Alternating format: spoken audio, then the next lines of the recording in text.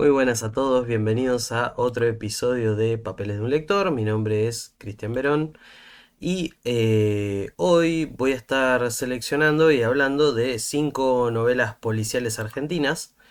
Em, Son 5 novelas que me gustan a mí, no es algo particular, digamos, en donde se involucren nociones que tienen que ver con la historia del movimiento policial argentino o de las novelas policiales en Argentina, sino que básicamente esto está armado en base a lo que a mí me gusta. Y nada más que eso, el criterio es ese. Me quedaron un montón de autores afuera, me quedaron un montón de autores afuera, elegí en este momento 5 novelas que son las que a mí me gustan. A ustedes pueden gustarle otras, no hay problemas con eso. Pero lo aclaro antes que me digan, no pusiste a tal autor, no agregaste a tal autor, etcétera. No, estoy haciendo un ranking con novelas que a mí me gustan. La primera de todas ellas es Triste, Solitario y Final, de Osvaldo Soriano. Esta es mi edición de Triste, Solitario y Final. Es una edición espantosa que hizo Planeta y que trae atrás una especie de guía para profesores vagos, en donde básicamente te da una serie de actividades para hacer con los alumnos. En fin, Osvaldo Soriano tenía en este momento, cuando escribió esta novela, 30 años y fue publicada en 1973, como ya he dicho, por la editorial Corregidor, que es una editorial argentina con bastantes años ya en nuestro país. Esta es la novela inicial de Osvaldo Soriano, es su debut literario y debo decir un poco para aquellos que no lo conozcan que Osvaldo Soriano es un escritor nacido en la ciudad de Mar del Plata, la ciudad costera de Mar del Plata en 1943 y que se mudó a Buenos Aires en 1969 porque hasta ese momento era un cronista del interior del país, él estaba viviendo en una ciudad llamada Tandil y entre los años 68 y 69 empieza a publicar en un diario regional y llama la atención con una serie de notas. Se vuelve corresponsal del diario Primera Plana y le ofrecen transformarse en planta permanente del diario y se muda a la ciudad de Buenos Aires en 1969. Entre el 70 y el 73 trabaja en varios diarios de la época, trabaja en La Opinión, en Panorama, en Noticias, en El Cronista Comercial, y él forma parte de una primera generación de literatos argentinos que leían literatura norteamericana. Es decir, si bien la literatura norteamericana ya se conocía como tal en nuestro país, y doy como punto de referencia, por ejemplo, la traducción que hace Jorge Luis Borges en la década del 30 de William Faulkner. Si bien ya se conocía, digamos, la literatura norteamericana en nuestro país, hay un fenómeno que ocurre a finales de los años 50, principios de los años 60, que es la explosión de la literatura policial norteamericana. Entonces hay toda una generación de escritores que van a trabajar en los años 60, 70, hasta mediados de los 80, que trabajan el policial, que leen policiales norteamericanos y que se hacen adictos a ese tipo de policial. Recordemos para aquellos que no lo sepan que el policial norteamericano también se le llama policial duro, hard-boiled, es un policial caracterizado por un detective que básicamente primero dispara y después averigua qué pasó, pero primero saca el arma y mete un par de corchazos. Y hay grandes exponentes del género, me gustaría en algún momento hacer un video sobre eso, pero tenemos a Raymond Chandler, a Dashiell Hammett, a Horace McCoy, a David Goodis o James M. Cain, por poner ejemplos. De hecho, muchos de los literatos que son de la generación de Soriano, es decir, narradores de los años 60-70, fueron grandes difusores de este tipo de novela. Muchos de ellos, además, eran traductores de este tipo de novela. Por ejemplo, uno que va a figurar en el ranking más adelante, que es Ricardo Piglia. Piglia fue un gran traductor de este tipo de literatura. Ahora bien, la novela, de hecho, en su epígrafe, está dedicada a Raymond Chandler, al escritor norteamericano Raymond Chandler. Y el nombre de la novela, Triste, Solitario y Final, es una referencia a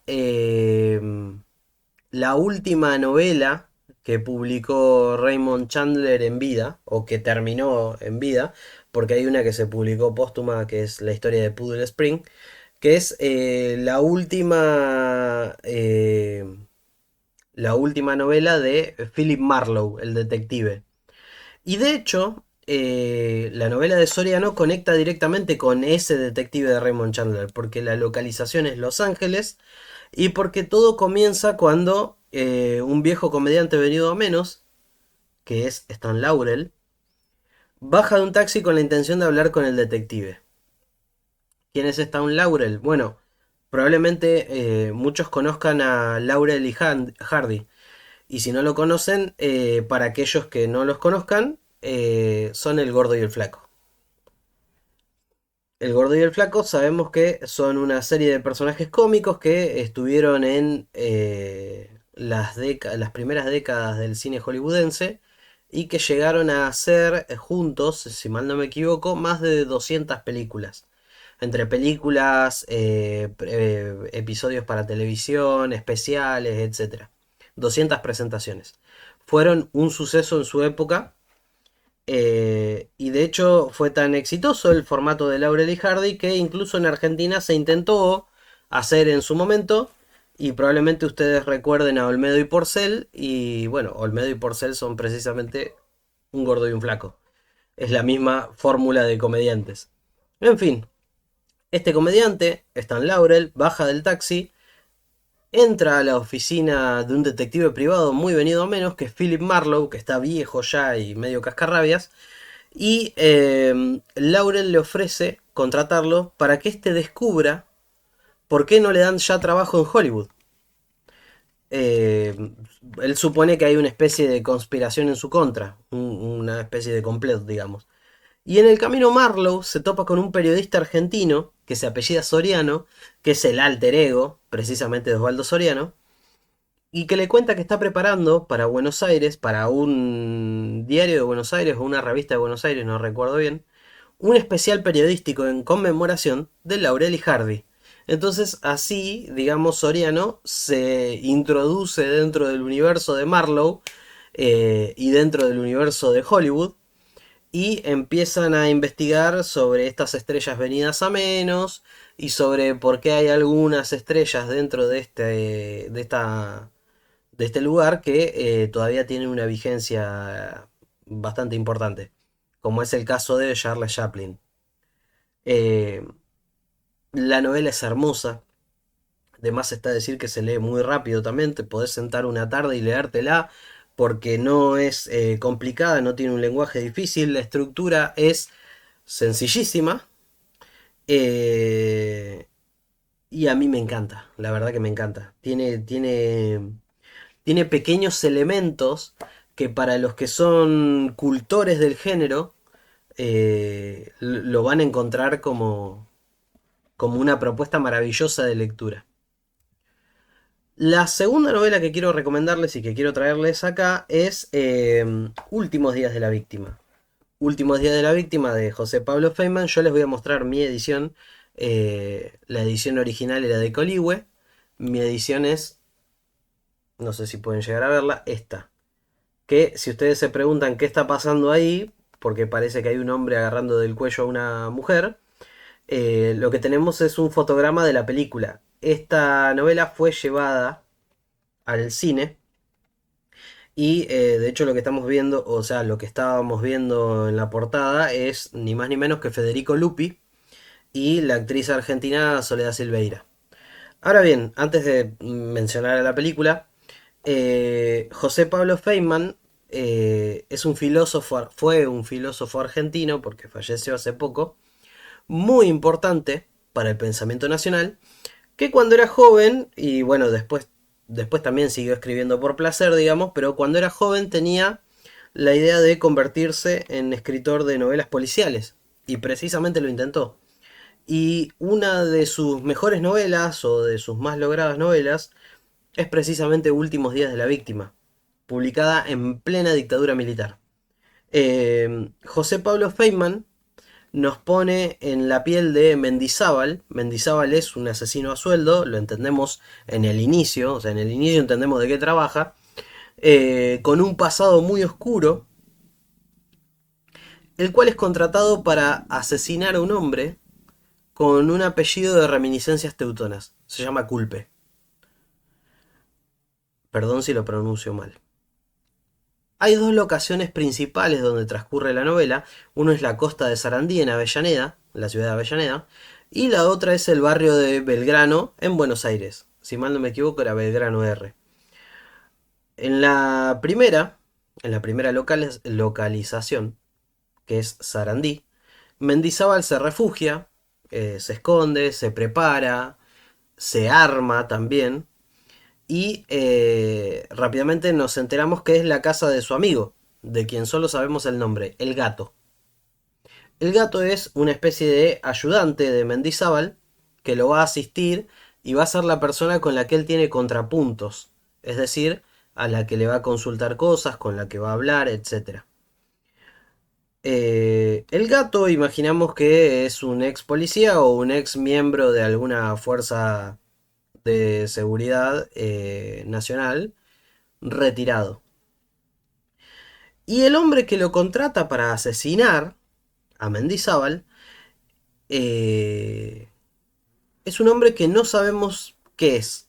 No sabemos si es un poderoso empresario o un político poderoso o, como puede pasar en Argentina, ambas cosas. Solamente conocemos a su subalterno, su segundo al mando, que es Peña. Conocemos el apellido nada más, Peña. Peña es una especie de violento y taimado personaje, que es la mano derecha del jefe, como ya dije, y es quien va a pagar el asesinato y también va a pagar los gastos de Mendizábal. Y también va a ser el que controle y exija permanentemente rapidez y eficiencia. Acuden a Mendizábal porque saben que es el mejor o porque creen que es el mejor, pero además quieren que sea rápido, no solo eficaz. Y esto va a generar una tensión permanente porque a Mendizábal no le gusta que se metan en su trabajo.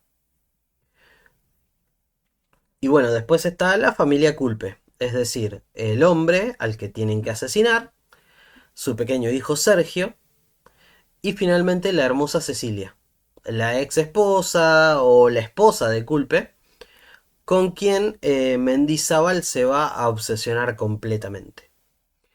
La película salió en 1982, también bajo la dictadura militar, y fue dirigida por Adolfo Aristarain y protagonizada, ya como ya dije, por Federico Lupi, por Soledad Silveira haciendo de Cecilia, y la historia cambia algunas cosas, sobre todo incorpora algún personaje extra que en la novela no estaba, incorpora una subtrama paralela que tampoco estaba, y cambia un poco el final. Pero en líneas generales se respeta la idea de José Pablo Feynman y la destaco porque es un peliculón. Pueden buscarla en YouTube si quieren, pueden poner Últimos días de la víctima en YouTube. Está en YouTube para ver. Es una película espectacular y la novela también es un policial espectacular. En fin, vamos con la próxima novela. En este caso se trata de Manual de Perdedores de Juan Sasturain. Yo tengo exactamente la misma edición. Eh, Fue publicada en 1983 por entregas. Este tipo de literatura es lo que nosotros llamamos folletín. Se trata de una serie de episodios que van saliendo cada semana en un diario, en el diario La Voz del Interior de Córdoba. Y esos episodios siempre dejan algo sin resolver porque la idea es que en la próxima entrega justamente nosotros tengamos algo en vilo. Es decir, nos adentramos en las aventuras de un detective privado, que es un detective con reminiscencias paródicas. Se llama Etchenaik, que básicamente es su apellido, Etchenique, pero vuelto, vuelto al idioma inglés, básicamente. Y el gallego Tony, que básicamente se llama Antonio García y funciona como un ayudante ineficaz, pero fiel del detective. Juntos van a ir recorriendo una serie resolviendo una serie de casos, perdón, que aparentemente no tienen nada que ver y después resulta que están encadenados. Es muy interesante porque se nota mucho que fue escrito por episodios. De hecho, cada episodio está acompañado, a ver si lo pueden ver, les voy a mostrar. Está acompañado por ilustraciones, ¿sí? Las ilustraciones son del dibujante argentino Hernán Aedo, que, bueno, en la edición de Omnibus Legaza se mantienen los dibujos originales que salieron en el diario. Así que cada episodio, cada folletín, sí, cada episodio del folletín empieza y concluye una acción, dejándote en vilo para conectar con la próxima y tiene su correspondiente ilustración. Está bueno porque mezcla las dos pasiones de Juan Sasturain en ese momento. Por un lado la literatura policial norteamericana y por el otro lado los cómics. Porque las referencias a los cómics acá son totales. Es, es además una novela que tiene mucho color local. O sea, los escenarios de esta novela son conventillos, milongas, confiterías, sociedades de fomento, clubes de barrio, bares. Encontramos a un Buenos Aires viejo, ¿sí? De los años 50, 60, en donde transcurre la historia, básicamente. Esta novela es buenísima, es muy divertida, tiene cosas de policial negro, pero también tiene cosas humorísticas. Es un genio. Juan Sasturain es un genio. En fin, llegamos ahora a uno de mis autores favoritos y en este caso a una novela que en su momento fue muy controversial, eh, pero no por la novela en sí, sino por todo lo que suscitó alrededor. La novela es Plata Quemada, de Ricardo Piglia. Es del año 97. Acá me confundí porque iba primero la novela de Juan José Saer, pero bueno, disfrútenlo. En fin, Ricardo Piglia, Plata Quemada, 1997. Eh, es una idea que ya figuraba en sus diarios en los años 60. De hecho, en los diarios de Emilio Renzi, que es la edición de sus diarios, ya habla en 1965 de un caso policial que lo obsesiona. El episodio está archivado en la Biblioteca Digital del Ministerio de Justicia de la Nación y se llama así, el caso Plata Quemada.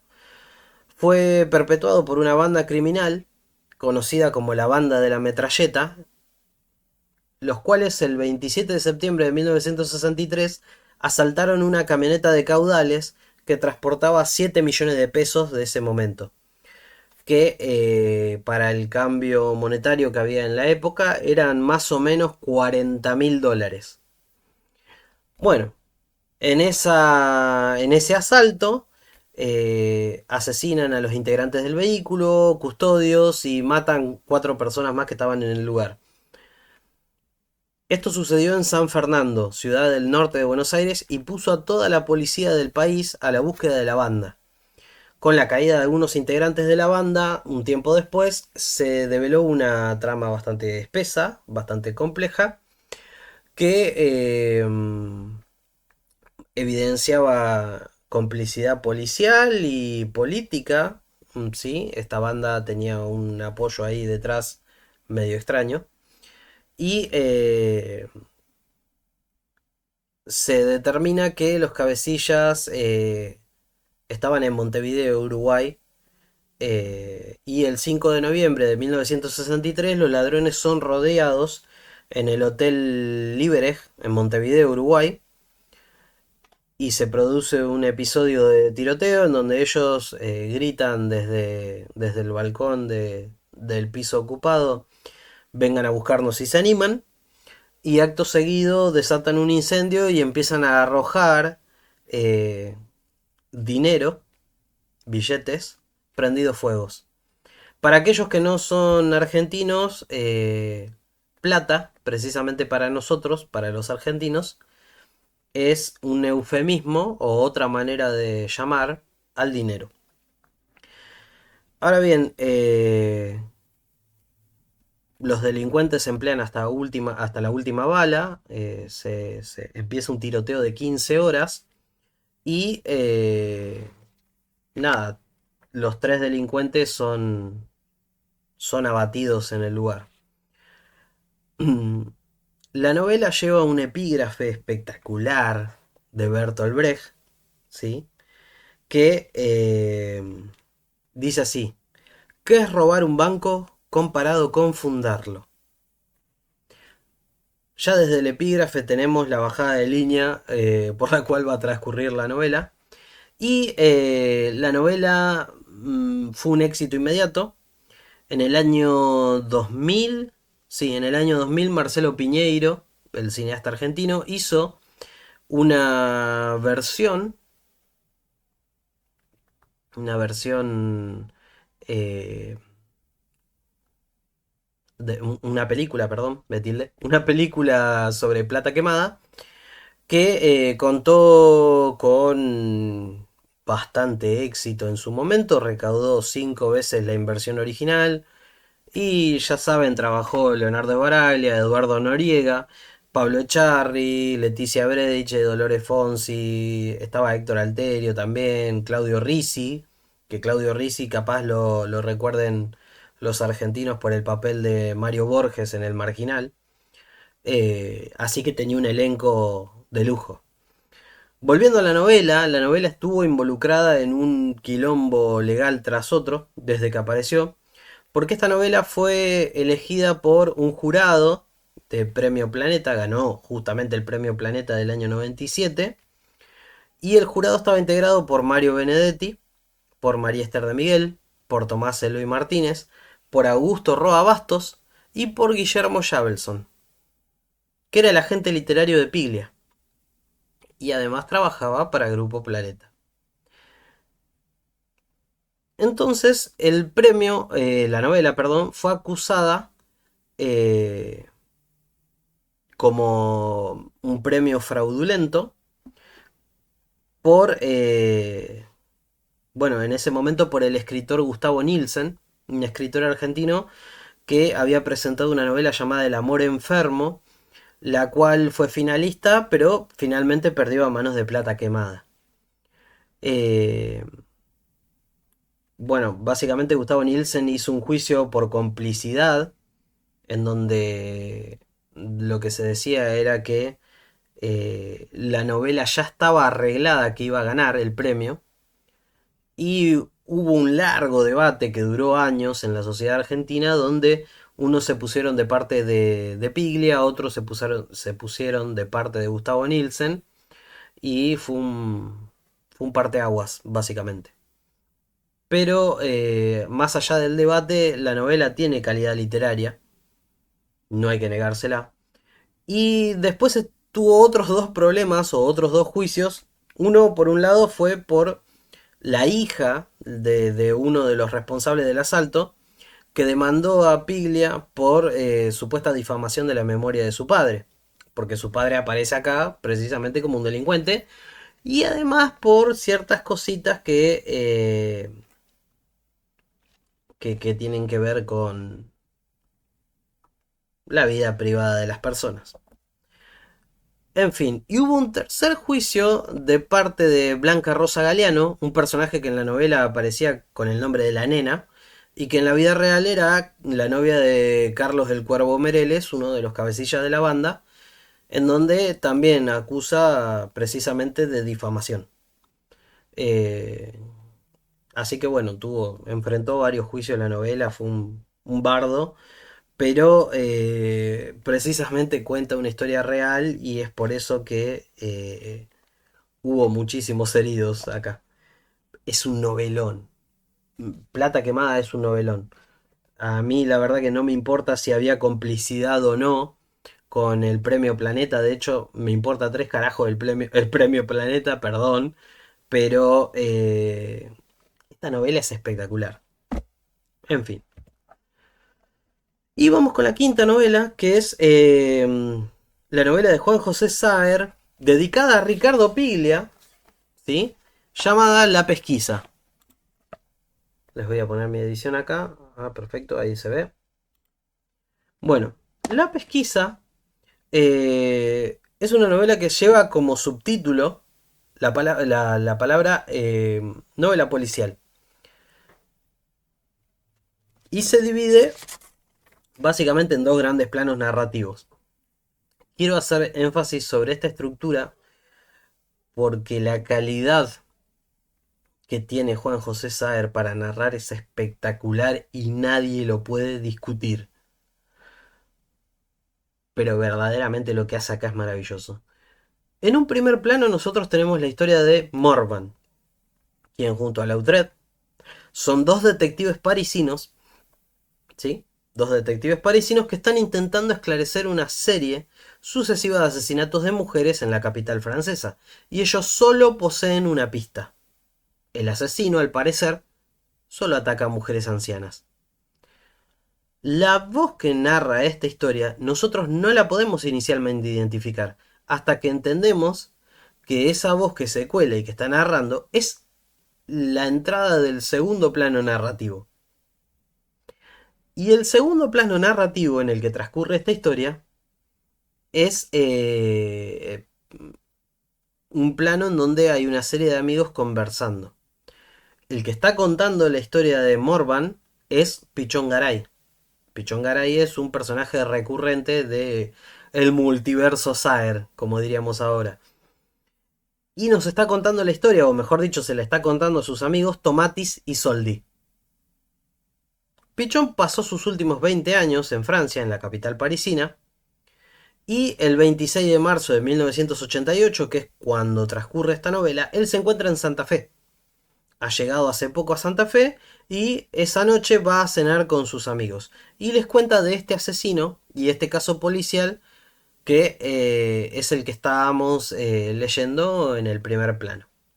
Ahora bien, entre ambos planos nosotros tenemos un recurso llamado analepsis que consiste en un salto narrativo al pasado, ¿sí? El cual resulta ser esa misma tarde. O sea, los tres amigos habían hecho una visita a Julia. Julia es la hija de Washington Noriega. Washington Noriega es otro gran conocido del multiverso Saer, que algunos dicen que está inspirado en el escritor Juan L. Ortiz. Y acuden a lo de Julia, que en realidad es la vieja casa de Washington Noriega, a examinar unos papeles del fallecido escritor que permanecían inéditos.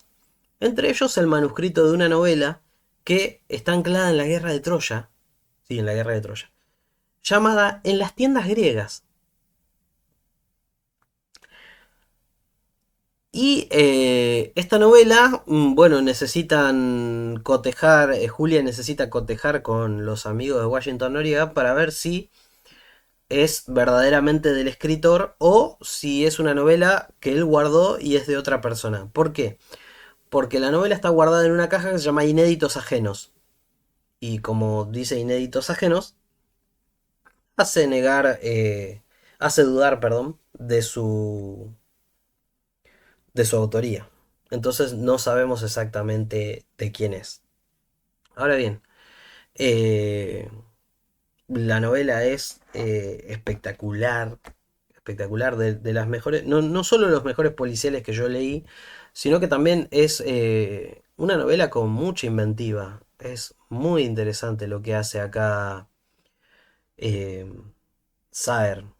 Está a otro nivel. Es una novela muy intelectual, muy razonada, muy cuidada, en donde básicamente ningún elemento queda al azar y donde las dos tramas conectan permanentemente, porque después volvemos a la resolución el- del crimen en la capital parisina y descubrimos al asesino, o mejor dicho, no descubrimos al asesino, lo que sucede es que lo que se nos presenta como la resolución del caso es la especulación de Pichón Garay acerca de quién es verdaderamente el asesino.